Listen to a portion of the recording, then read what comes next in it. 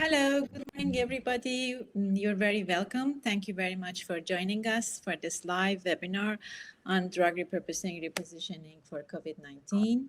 Together with my colleagues, Dr. Herman Mook, Dr. Katarina Lopez Ferreira, and Dr. Rena Conti from Boston. Today, we will discuss about current challenges, issues about COVID-19 drug repurposing. Also, we hope to encourage more EU-US collaboration for finding an efficient and safe, innovative treatment for COVID-19. This collaboration can go beyond the current issues to anticipate the future crises and provide access, faster access for patients to efficient treatments. We also will focus on one keyword, resilient and flexibility, that can provide the sustainability of all of the organizations and companies due to current crisis in order to have more flexible frameworks in process and regulatory issues for accelerating the patient access to efficient and safe and innovative treatments. So thank you again for your participation. I'm so honored, excited, and happy to have all of you here on this platform. And so we will start this discussion by Katarina's presentation about the market access issues about COVID-19 and beyond. We will continue if our colleague from Boston can join us in time. And then Dr. Herman Mook will discuss about the current regulatory issues about COVID-19 drug repurposing. Thank you very much. And I would like to invite Katarina's presentation. Yes, please. Thank you very much. Thank you. First, thank you for inviting me to present today. I will speak instead of having a presentation due to the format, but I will do like Dr. Herman. I will present the content, and I would like to have a good morning to say good morning to everyone. Today, my presentation focuses on the historical importance of repurposed medicines and will shed some light on their global access challenges and finally see how this importance might be translated into finding an effective treatment for COVID-19. The first question I ask in this presentation is, why are repurposed medicines so important? Simply described, repurposing medicines, also known as repositioning, is a medicine development strategy predicated on the reuse of existing medicines for new indications. And these medicines are especially interesting to patients because they are trusted molecules with a safety profile that is better understood than an entirely new molecule. Also, their side effects and drug interactions have already been identified in the repurposed medicines, which will enable physicians, for instance, to identify those patients that are likely to encounter side effects. And this can all make better informed decisions on whether this medicine is appropriate for a specific patient. So this important aspect of the safety profile of repurposed medicines in terms of clinical development can really have a huge impact in the clinical development in terms of passing the preclinical and phase 1 clinical trial work that has already been done for most of these medicines. And then for repurposed medicines, we will have only to undergo the remaining phases for marketing approval. So these really can faster the development of these medicines compared with a new molecule. So currently, repurposed medicines have gained more visibility to this crisis momentum of coronavirus, though repurposed medicines have historically been playing a major role. So research, for instance, suggests that up to 15% of given indications for medicines are present on the WHO's essentials drug list. From these given indications, 15% are follow-on indications, so repurposed medicines have contributed to this. And as you know, this list encompasses medicines that are deemed necessary to combat prevalent diseases throughout the world. Furthermore, for instance, in the US, historically there have been a lot of repurposed medicines. For instance, approximately 90% of medicines most used by patients and approved by FDA for diseases are the so-called secondary indications. And this all showcases the historical presence of these medicines before this whole crisis. So historically, pharmaceutical industry has been very successful, and there are plenty of success stories of repurposed medicines, from aspirin that was originally indicated for inflammation, pain, and now it is also indicated as antiplatelet. The same for methotrexate is a very good example that originally was used in oncology, and now it is used in autoimmune diseases. Minoxidil originally is indicated in hypertension, and now is also used in hair loss.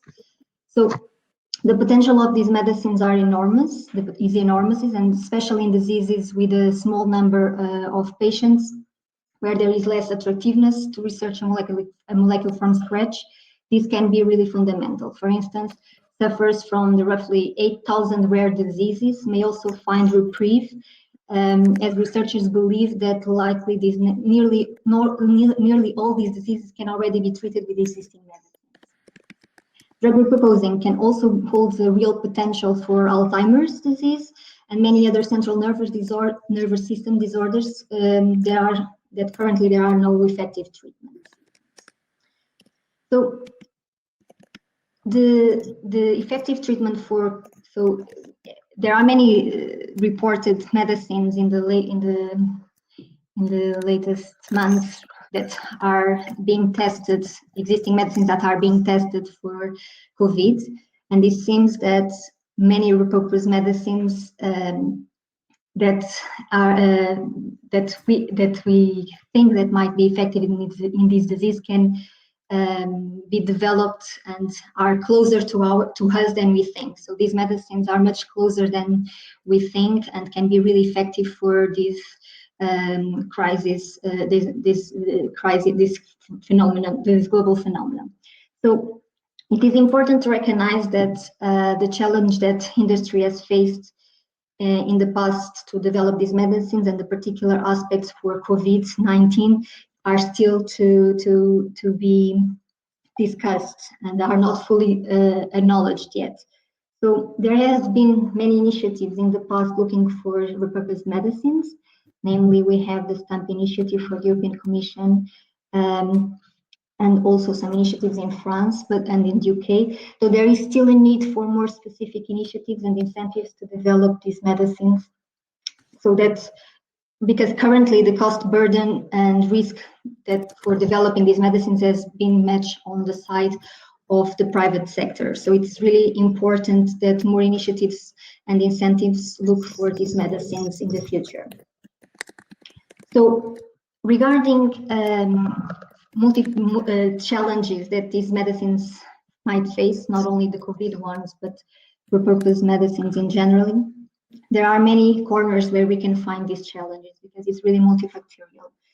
And these challenges have hindered pharmaceutical industry in the past to pursue these routes to develop these medicines.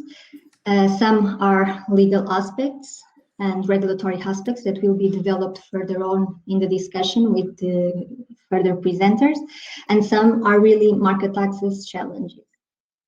So from my perspective, when I look to what are the issues that, from a market access perspective, that can hinder the development of these drugs and also create issues for the COVID repurposed drugs, are, for instance, the current rules to access the market in the various countries. So currently the market access rules are probably not adequately or specifically recognizing the value of these medicines. And I can give you some examples. Specifically for COVID, for instance, how the process of evaluating medicines, so the health technology assessment that is applied in different jurisdictions in Europe and also outside of Europe, generally compares the existing medicines with the standard of care or that supportive care that is used for this treatment. So, for instance, for COVID, it's interesting to question how the clinical benefits of these repurposed medicines will be compared. So, with these strict health technology assessment rules, will they be valued adequately if the comparator is the best supportive care or the best next treatment? So, it will be interesting to see what will be done in the various jurisdictions. Also, if there is a vaccine that is launched earlier than the repurposed medicine for COVID, will they be compared, for instance, with vaccines? So this will be interesting to see in the future what will be the development in this area, as this can create more recognition or not of repurposed medicines from a market access perspective. Other challenges can be the way some countries connect the price of the new indication to the existing multiple indications of the drug. So this can definitely hinder the access to these drugs. So in the past, for instance, this situation, the uncertainties surround this situation has completely disincentivized companies from launching medicines when the indications, the existing indications, the new indications, apologies, have a comparable lower value to the existing indications. So this has really deprived society for this new treatment. Another aspect that might be interesting to question from a market access perspective is the international reference pricing rules that likely will be also applied to the innovative repurposed medicines for COVID.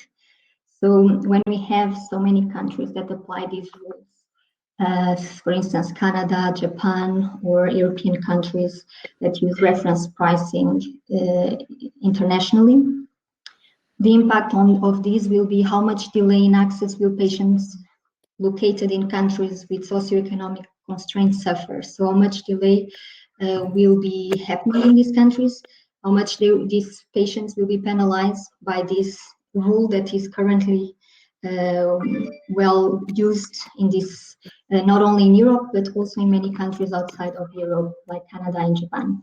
So concluding, I think my time is almost over.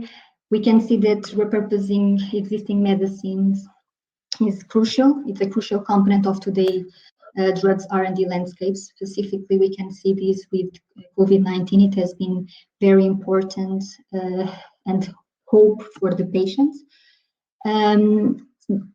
Despite this, it's important that it reaches its full potential, so that we have corrective incentives and adequate access rules that rethink, that these rules are rethought to make sure that we support this significant work that has been developed for these medicines.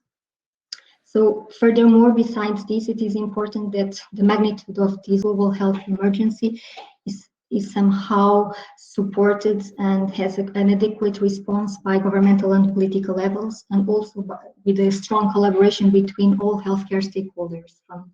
So all the healthcare community has really to look at these repurposed medicines for COVID and participate, and all the participants in the stages of the process have to be in the table to see how can we make sure that we have early access and there is no prevention of access from any country globally. So finally, I would like just to mention that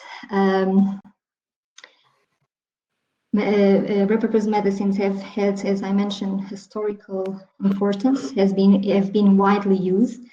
Many hurdles are still in place for these medicines. Now with COVID, maybe we will see the manifestation of some of these hurdles that we would not notice before.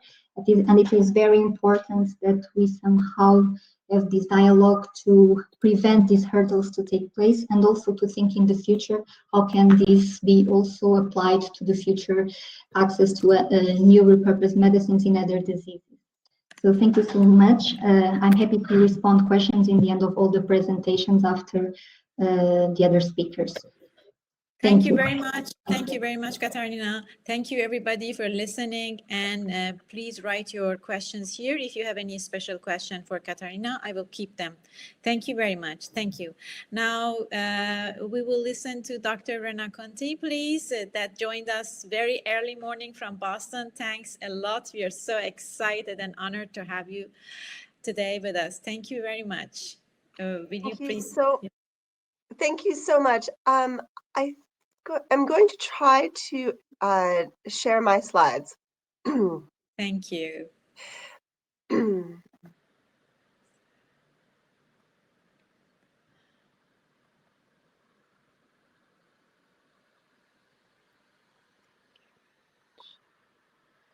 Okay. I don't think. You do as you did yesterday. It functioned. It was wonderful, and we could see that. Yes, I have it.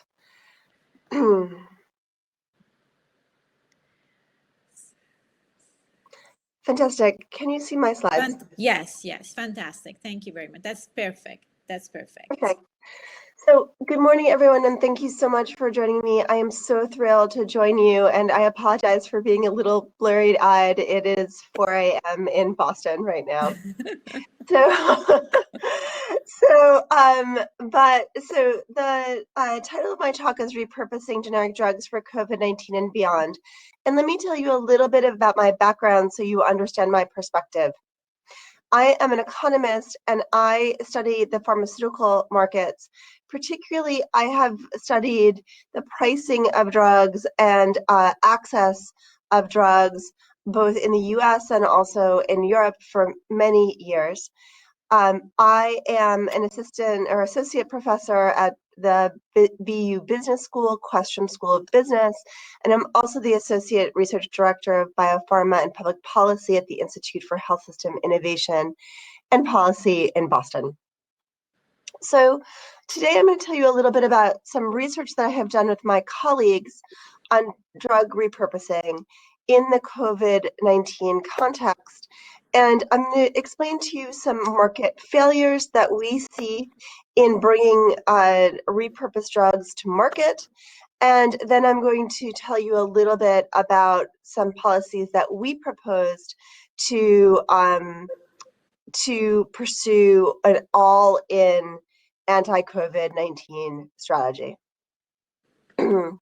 So as you all know, therapeutics that are existing or in development aim to reduce COVID-19 infection incidence, person-to-person transmission, and disease severity and death. There are really three types of therapeutics that we need in order to address this pandemic, and it's a threat to both our health but also to our wealth. These include vaccines as part of the first category of therapeutics, but also includes other types of therapeutics, most notably innovator and also existing products. There has been some early success in the launching of some innovative products to address specifically that later continuum of need for therapeutics, such as the recent launch of remdesivir. However, remdesivir is priced at more than $3,000 for a course of treatment in the US. And my understanding is remdesivir is very tightly rationed outside of the US, precluding access to so many people who need relief from the effects of the pandemic. In some of the work that I have done with my colleagues, we went looking for to understand a little bit more about the innovative drugs that are being developed for COVID-19.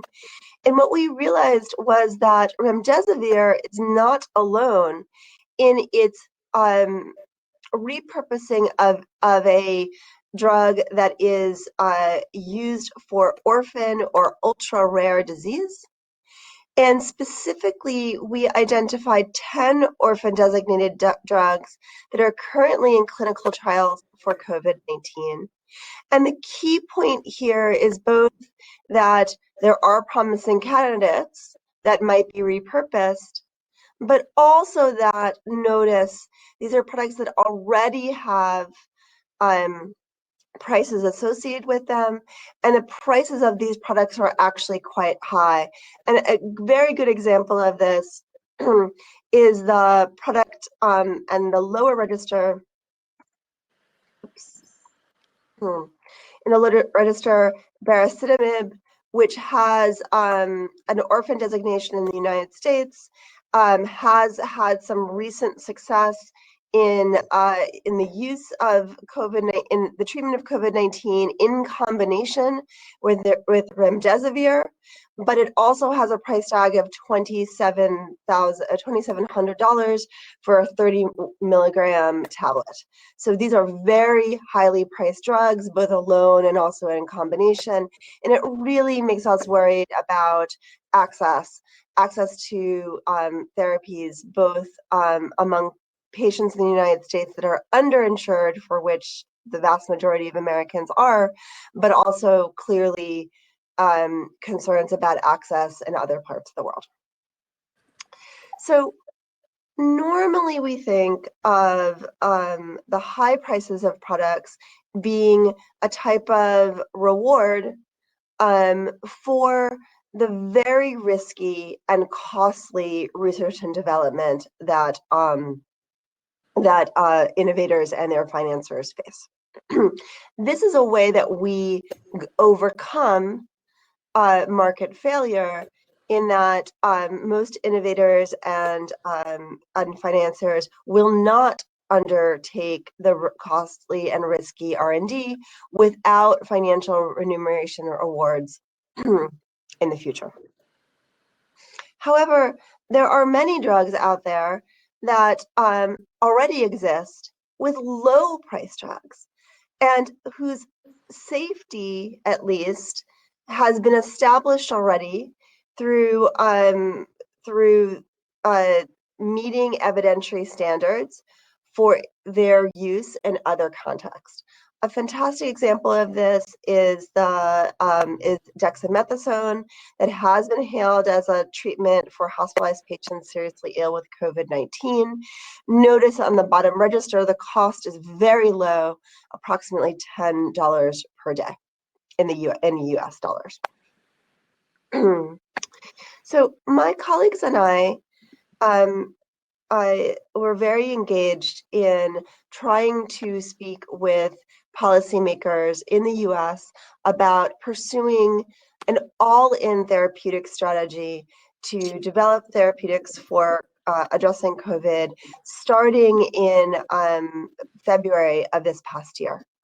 And what we did was essentially went to look at all of the registered trials that were either in preclinical stage or already had been used, or already had been placed into humans, that were focused on therapeutics, including drugs that already exist and might be repurposed, but also innovator drugs as well. And the source of these trial registrations was the International Trial Database, which includes all the trials that are registered in the US and are being originated in the US, but also the trials such as Recovery and others that are being started and pursued in Europe as well. We published our findings in 2 different forums. The link to those forums are listed below, and our methods and our data are freely available. Here's what we found. So there are approximately 300 or so therapeutics in development. This count does not include the monoclonal antibodies, and nor does it include the vaccines. We found approximately half of these products could be considered drugs that either branded and already exist, or are generic in form, and might be considered to be drug repurposing candidates. Approximately 100, or a third, of these products are generic only, Interestingly enough, about 50 of these 300 or so drugs are already listed as World Health Organization essential medicines. About 80 of these drugs are, already in trials, with the vast majority of these trials being undertaken external to the United States. And as Katerina already mentioned, because we know something about the safety of these products already, the ones that are in trial tend to be in later stages of development.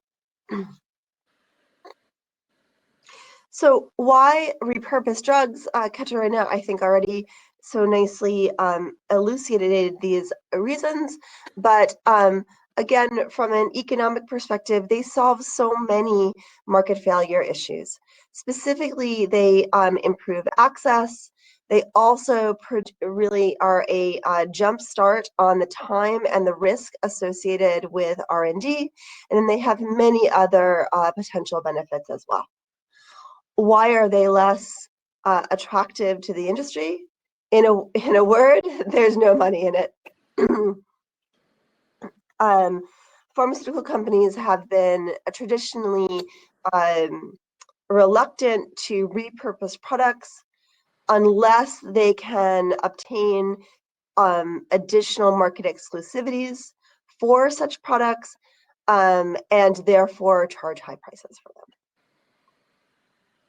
So in one of our papers, we advised the US government and also the Gates Foundation to pursue an all-in strategy that would effectively develop and repurpose existing therapeutics to fight COVID-19, but also stand as a example for the development of therapeutics to impact emerging infectious disease affecting the US, but also the international community. And specifically, we had 4 suggestions, all termed under the Repurposed Generic Drug Development Program. This would pursue, this intends to address several market failures that we see that really plague the repurposing of products. The first is really lowering the barriers and funding scientists for screening compounds and prioritizing promising candidates. We could do this by funding the existing academic laboratories, private sector laboratories, but also for international research and collaborators. For example, it is, I believe, an international tragedy that the US was not a partner in the recovery trial.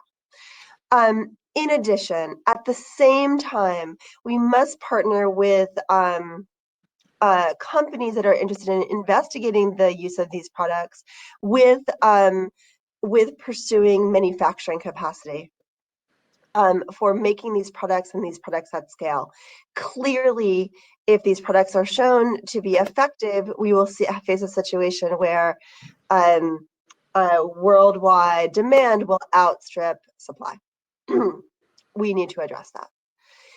In addition, this program must set up efficient and cost-effective clinical trials, which includes basket trials that might entail both the use of generic repurposed products alone, but also perhaps even more promisingly in collaboration or in combination with innovator products, solving coordination problems.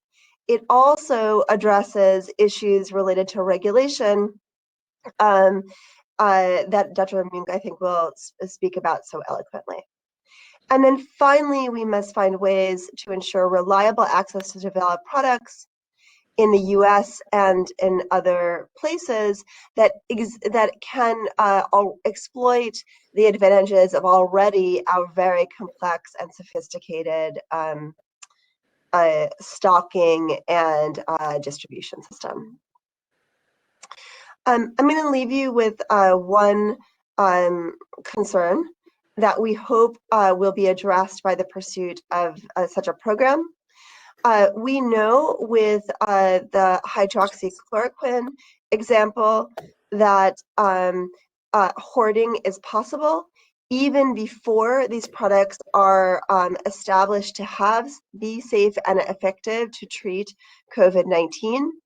We are quite worried that we will never meet the evidentiary standard because of shortages in supply, never mind other concerns. The second issue that I want to alert you to is that in the interim that we have published this work, we've been contacted by a number of investigators of such repurposed generic drug trials, suggesting that physicians and hospitals faced with the choice of investing or recruiting patients for an innovator trial versus a repurposing trial are choosing innovator trials because of the financial incentives associated with them, and that they are facing shortages of patients in order to meet the evidentiary standard. This is a quite dire situation. So even when we have researchers and scientists willing to investigate these things, they are facing significant challenges in recruiting patients. So I will leave you with this statement, which is COVID-19 is an all-out attack on our lives and our economy. We need an all-in proportionate response. Government leadership in generic drug repurposing must be part of that response. Farai, thank you so much for inviting me, and I very much welcome comments in our discussion. Thank you very much. For my part, I have lots of questions to ask you, but I know that, I give way to the others. If they have any question, please type it here for Dr. Rana Kunti, and for the others, we will ask them later. Thank you very much. Thank you. It was very interesting, very passionate, with full of, interesting point. It was so dynamic. There are many questions that just came into my mind. We will discuss them later. Thank you very much. Now, I would like to ask Dr. Hermann Moog from Austria, who joined us this morning. Yes, please, I would like to invite you to speak for us about the regulatory issues. What are the current changes, if there is any change? What are the barriers? Thank you very much. Yes, please. Yes, thank you, and thank you especially for everybody for joining today. It's a real pleasure to have this. A few words who I am. We are HM Pharma Consultancy and had a certain hand in establishing the philosophy of drug repurposing, if you wish. Drug repurposing, of course, has been around for decades. It's just that it hasn't been called so. And as a strategy, it's probably not much older than 10 or 15 years. And at this time, when it first became a strategy to use a known active compound in a different medical application, the response from the larger scientific community was not really all positive in the beginning. It was, in a way, something like, well, yes, now the pharmaceutical industry doesn't have the innovative edge. Now they are doing drug recycling, or maybe we should call it drug regurgitation. Yeah, they just want to squeeze out more profit from what they already have, and this is not innovative at all. Well, that's not the case. In fact, there's a lot of science behind drug repurposing. This is in part a response to novel insights on how diseases actually should be classified, not by symptoms, but by mechanism. So there's, I think, not a single drug on the market or in development that has only one pharmaceutical activity. There's probably not one single mechanism that has a role only in one disease. So you can combine this, and in the end, you have an application for a known agent in a massively new indication. This is important. It's a distinction because if you just use an antiviral such as remdesivir for COVID-19, that's actually not drug repurposing, it's use extension. You know? just in the same way as you can develop a cancer drug, get it approved for, let's say, colon carcinoma, and then extend to lung carcinoma and other adenocarcinomas. So drug repurposing is innovation. Innovation is something you have to go to the regulators with to get it approved. And this is the point where we are hitting obstacles. Sorry to say, but that's just the case. When drug repurposing came off ground, it was a slow process. Regulators developed mechanisms for getting repurposed compounds through their established mechanisms. That's the 505(b)(2) mechanism with the FDA, and EMA, the European Medicines Agency, has a similar procedure called hybrid application. Basic thing to all these mechanisms is that if the agency already has data on this compound, safety data, preclinical efficacy data, and so on, then they can access those data without communicating it to the new developer. So there's no secrecy violation involved, and use this as a basis to ask the new developer what they have to do in addition. So this worked quite well when there was a slow development of new drugs, essentially much in the way as it has been done before, just with new applications for known drugs. Industry jumped on this bandwagon to a certain extent, but not very intensely. Pharmaceutical companies upwards from a certain size are not really interested in drug repurposing.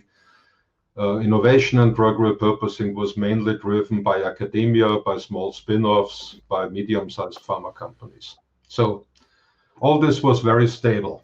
And then came COVID-19. And this is what exposed momentarily the weaknesses of this quite petrified system. We needed new drugs, evidently. So there was a clamor instantly. We haven't any time to develop new compounds. We need to repurpose. So at the same time, there was huge publicity. Media didn't know anything but COVID-19. So many drug repurposers and companies which never had been given a hand in drug repurposing went back to their freezers and pulled out their old compounds and tested generic available compounds, and repurposing was the thing of the day. It's not a very lucky thing to do it this way, and we have published why it's not a good thing. It in a certain way undermined what drug repurposing should really be. But let's put this to rest. It's a different thing. We had the same thing with HIV 25 years ago and 40 years ago even, when it was discovered. Let's focus on what the regulators do.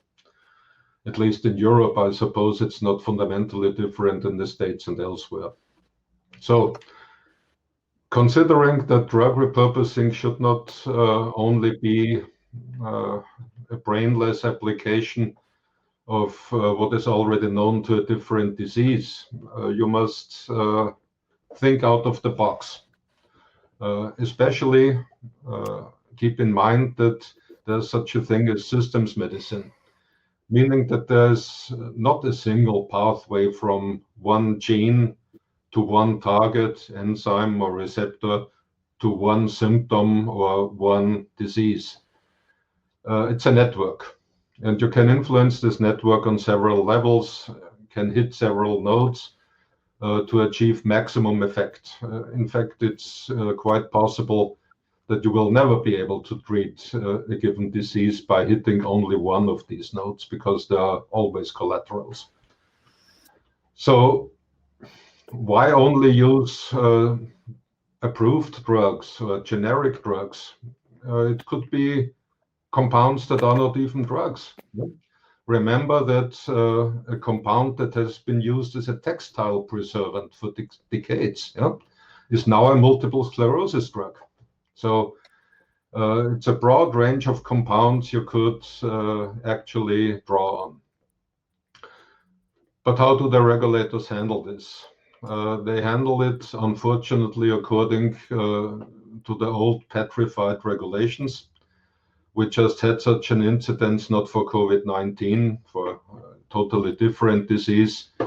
Yesterday, when we had an online meeting with one of the major European regulatory national agencies, the idea was to hit the network with a combination of an approved drug and 2 nutritional supplements with known pharmacological activities, but used not as drugs, but as nutritional supplements. So let us consider one fictitious example, and I emphasize it's a fictitious example. Yeah? Don't try this anywhere. Yeah? But just presume that scientists discovered that a combination of, let's say, aspirin, vitamin E, and a drug that has been used as a supplement for exercising, hits on a chain of nodes that actually is important in COVID-19. Let's say it's citrulline. Citrulline you can buy at the drugstore. You can ingest several grams per day. It's not regulated. Vitamin E isn't regulated either. You have maximum intake limits, of course, but leaving this aside, it's not regulated. So what happens? You go to the regulators and say, we want to do a clinical trial because we did preclinical trials, we did cell culture trials, and we have shown, and here are the data, that this works. It inhibits when used together, but only if used together. It effectively inhibits SARS-CoV-2 replication. So the regulators would look at it and say, aha, it's very interesting. But the moment that you use citrulline in a clinical trial, it becomes a drug. So you have to comply with GMP guidelines, good manufacturing practices, which is not an easy thing to do. You need a supplier who is qualified. You won't easily find such a supplier just because there's no necessity to produce GMP compliant citrulline. Yeah, you can buy it in the drugstore. Yeah, everybody can, not only scientists. And vitamin E, just the same thing. And then, of course, nobody has ever investigated citrulline in the sense of toxicity or efficacy. It's not been developed as a drug. So first you must show that you have the proper pharmacokinetics, the proper toxicity. And then, of course, yes, we believe that neither of these compounds is toxic, but maybe the combination is toxic. Yeah, you need to do a staged trial, dose finding that the whole thing is safe. And then, of course, you need to demonstrate that there's a synergistic effect. You use aspirin in COVID-19 patients, you use citrulline in COVID-19 patients, you use vitamin E, and then you use the combination, and then you can say that the combination works. Otherwise, you couldn't say anything. So what should such a developer do? It's extremely difficult because the mechanisms which we have in regulatory affairs are not appropriate for an emergency. What regulators need to do in the situation we are experiencing now is jump their own guns, not recklessly, of course, responsibly, scientifically based, and there are ways to do it. We just need to do the science. We don't need enormous studies in 7 continents and 10,000 people, so to say. We don't even need 100 patients. We need selected patients which are completely characterized with the entire armamentarium of what we have nowadays, which is more than I could explain, even if I had a whole hour. Yeah? So you can't say it's not rocket science. No, it is rocket science. It's cutting edge science, actually. Yeah. But we need to apply it properly and by thinking out of the box. And this is what regulators right now are not really prepared to do. The reasons are several. It's not only conservatism, it's only the fear to a certain extent to be charged if something happens. This is something that no regulator wants to see on his watch if there are bad side effects, and keep comparability to what they have approved before. Yeah?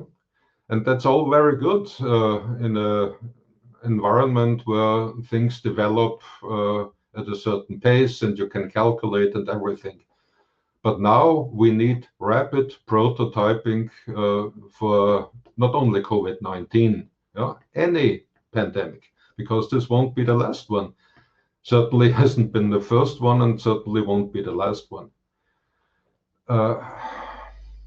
Most regulatory offices have what they call innovation offices. And drug repurposing, if it's actually repurposing and not use extension, will go to those newly established innovation offices. Problem is, how much do they think out of the box and what risks, and there are always risks, obviously, they are prepared to take. Right now, this is limited. Sorry to say this. Maybe the next pandemic will see a sea change in thinking, but we shouldn't wait this long. Yeah? There are many ways how we could do drug repurposing, especially combination drug repurposing, just by applying what we already know and just by getting rid of certain mechanisms which are not appropriate in this particular situation, which might be perfect in another environment to which we will hopefully return. Yeah? And this is the situation in Europe, certainly. I'm not totally informed about how FDA handles this, but according to what I know, it's not very much different.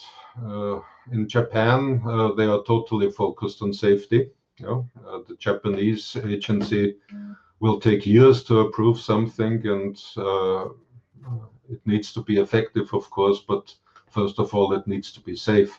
So all this is not appropriate for what we are experiencing now. We need rapid prototyping. And please join us in convincing the agencies that they need to think out of this box. It's really vital, and it can be done. Yeah? You just have to jump your own guns. Okay, thank you very much.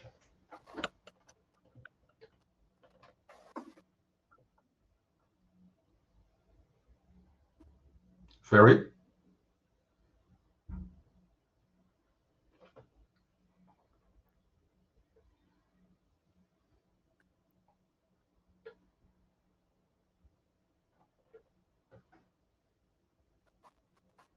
Well, I'm afraid our host has disconnected. Yes, maybe she will come back.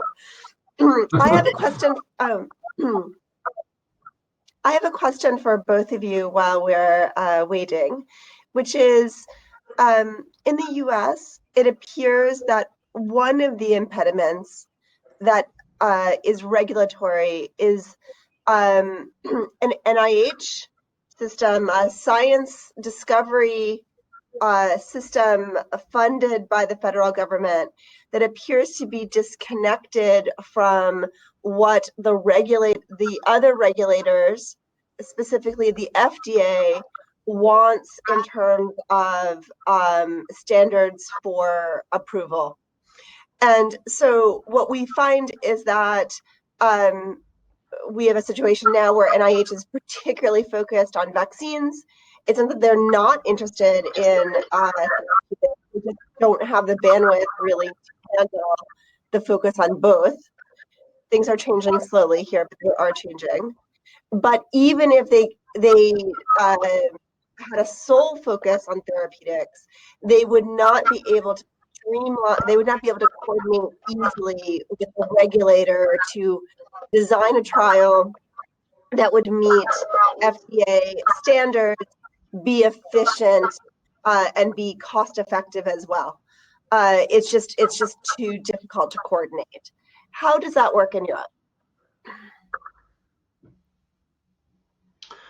Well, the situation is very different in as much as the European Medicines Agency cannot directly be compared with the FDA. It's not a federal agency.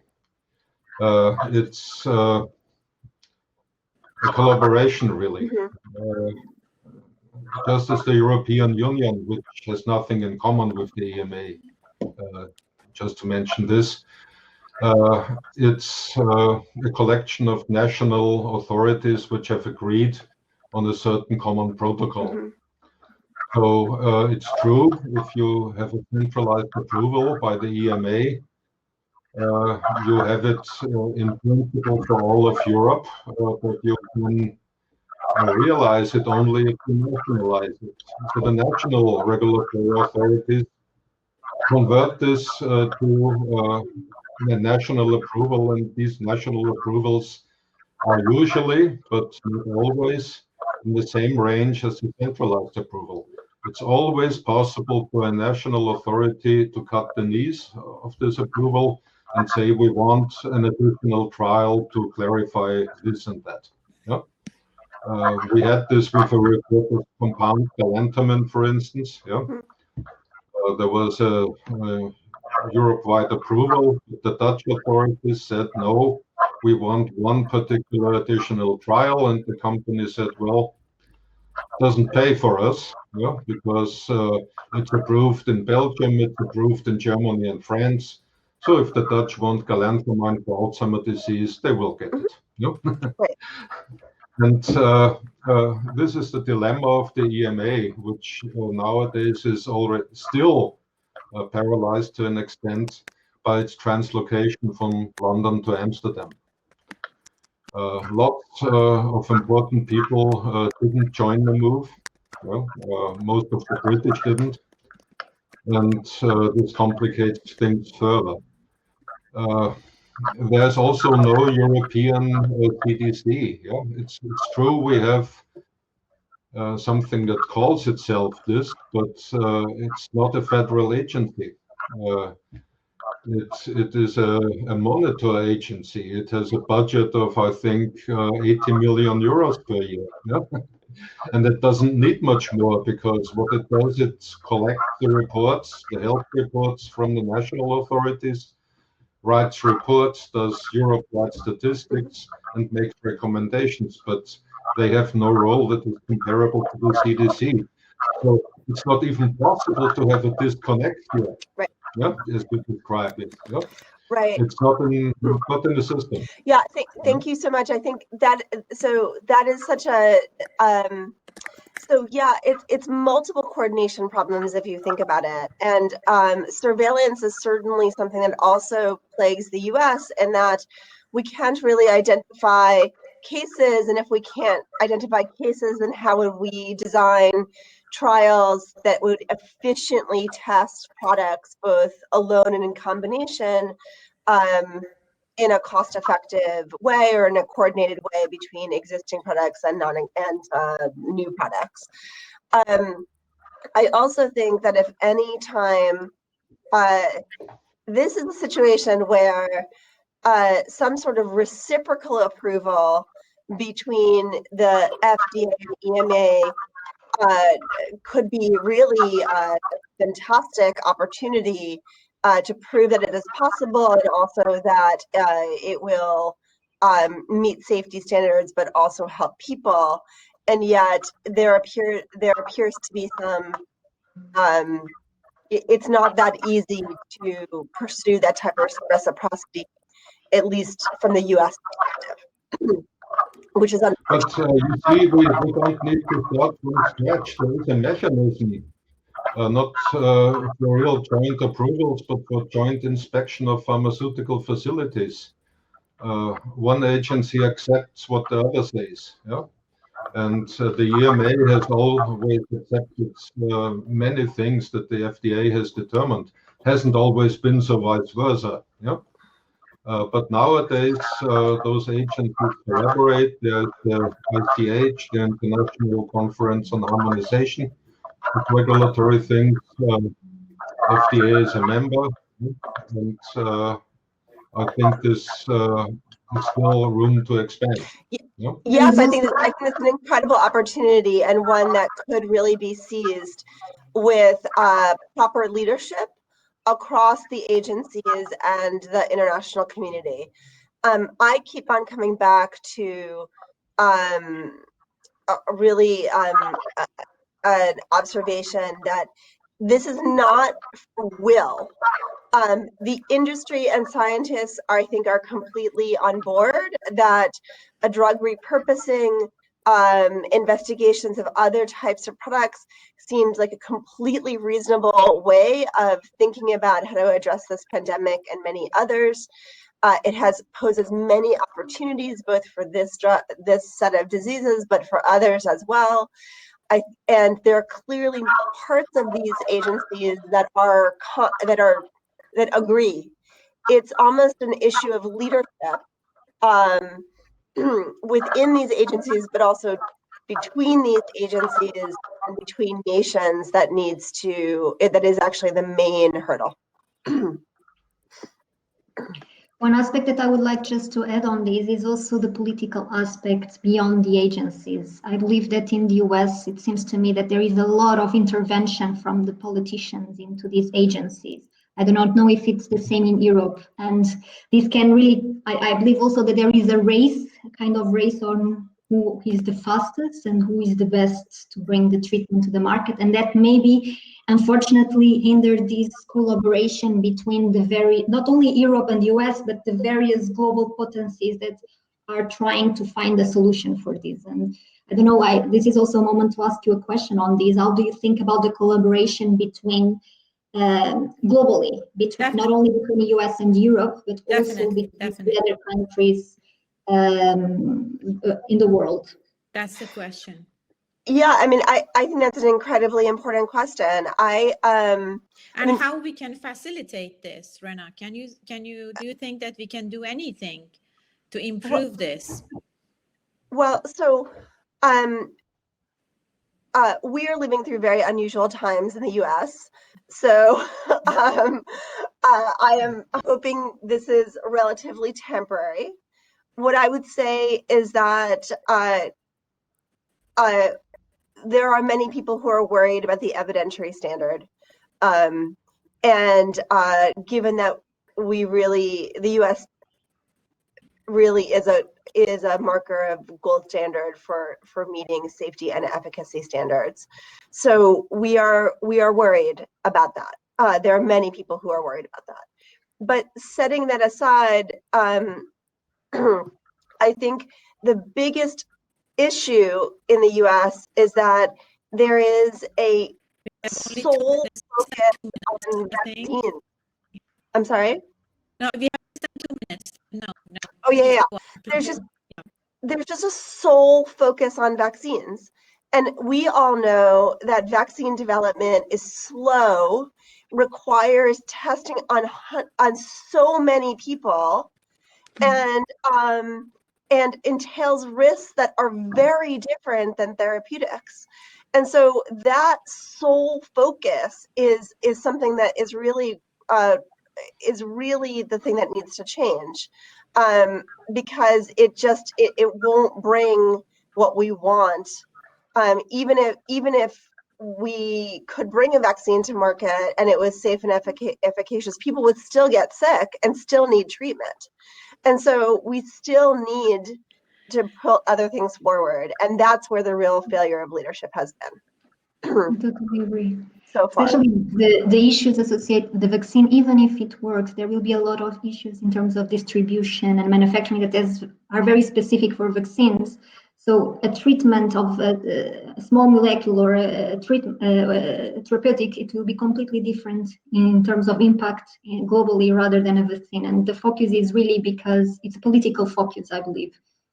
Exactly, and other entities have gone along with the U.S. focus on vaccines. So, for example, the U.S. government is solely focused on vaccines, but also the Gates Foundation, a huge, important international player in development of products, has also had a sole focus on vaccines up until relatively recently. And so that sets the table for all innovators to be focused on particular things and not others. And things are changing, but they are changing slowly, at least from the U.S. perspective. Okay. In the meantime, Fertesh mentions that she's disconnected and it's now 11, so we should close the meeting. I would like to thank you all on behalf of Fertesh for these fantastic presentations, and thank you also to all the attendees for participating. And you will hear from us soon because we are also going to collaborate soon. And thank you once more. Okay. Thank you so much. What a much. wonderful conversation. Thank you very much, everybody. Thank you very much. See you Take soon. care. See you soon. And you Bye. will receive a message from us. You can write your feedbacks, about the program, your further questions, and if you have any question for a future program, you can send us an email. Thank you very much. And you will receive a link to watch again the recording of the session, and you can also share it. Okay, and thank you also, Ferry, for organizing all of this. Thank you very much. Yes, It was my great pleasure for excellent. collaborating with you, and you. we hope that this continues. Thank you very much, everybody. Have a nice day. See you Bye. soon. Thank you. Bye. Good luck. Bye-bye, everybody. Bye.